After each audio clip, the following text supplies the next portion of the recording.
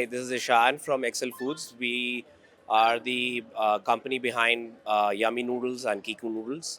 It's actually our first experience with CMPL, but it's from what I know of it right now, it feels like a very great platform to come across partners who help us grow, be it through third party labeling or even expansion of our own private brands. I think the in depth conversations and the structured meetings is the big plus from this expo, I believe. Meeting some very valuable partners who definitely we hope to actually develop upon and grow with. It's a very, I believe, focused approach.